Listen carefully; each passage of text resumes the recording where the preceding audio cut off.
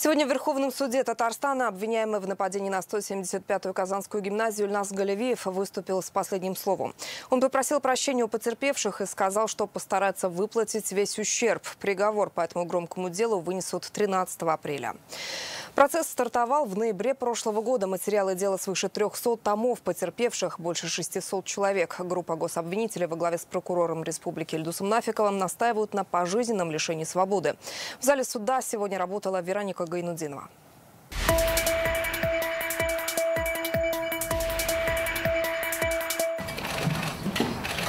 В Верховном суде Татарстана сегодня впервые с начала судебного процесса журналистам разрешили фотографировать и снимать в зале заседания, но только несколько минут до прихода судьи.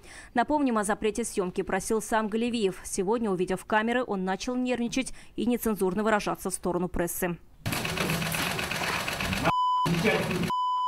Услышать речь защиты и последнее слово подсудимого пришло много людей. Это потерпевшие, свидетели, представители СМИ. До выступления адвоката слово дали обвиняемому. Было видно, что Ильназ Галевиев готовился к речи. Она была короткой, но ее он прочитал с тетради. Попросил убрать из запрошенного гособвинителем наказания отбытие 5 лет в тюрьме. Подсудимый отметил, ему и так грозит пожизненное лишение свободы. Цитата: «Тогда не имело смысла идти навстречу следствию». Также Галевиев попросил прощения у потерпевших. На прошлом судебном заседании государственный обвинитель выступил в прениях сторон, предложил назначить подсудимому Галевиеву наказание в виде пожизненного лишения свободы с отбыванием первых 5 лет в тюрьме, а оставшегося наказания в исправительной колонии особого режима. Гражданские иски о компенсации морального вреда удовлетворить в полном объеме. После к прениям приступила сторона защиты. Адвокат Руслан Нуриахметов попросил смягчить наказание. Цитата: «Никакое наказание не способно исправить то, что случилось, не вернет жизни погибших. Тем не менее, предложенное государственным обвинением наказание считаю чрезмерно суровым. В части отбывания первых 5 лет в тюрьме полагаю возможным не применять». Руслан Нуриахметов отметил, 2 проведенные экспертизы противоречат друг другу. Первая признала Галевиева невменяемым, вторая показала, что он психически здоров.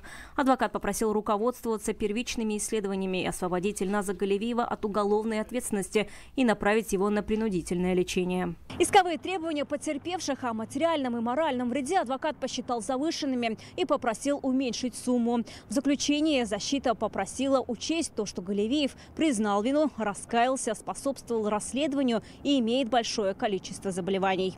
На этом судебные прения завершились. Галевиев попросил перерыв для выступления. Он продлился 2 часа. Затем в своем последнем слове Ильназ Галевиев снова попросил прощения у потерпевших и сказал, что постарается возместить ущерб, а это больше 120 миллионов рублей.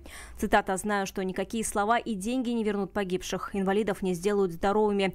Я постараюсь закрыть все иски. Работой в колонии ограничиваться не буду. Попытаюсь написать книгу и деньгами их погасить». Бізге керек не аны ақшасы да төлесін нәрсеге біздің балаларына нешеге жазалап өтерді, олар аның көзіне қарап жаттылар, оларға атты. Төлесін нәрсе положено, нешек жестоки болған біздің балалар біле. Маңа да шулай болсын дейм. У меня прощения нет, у нас нет лично.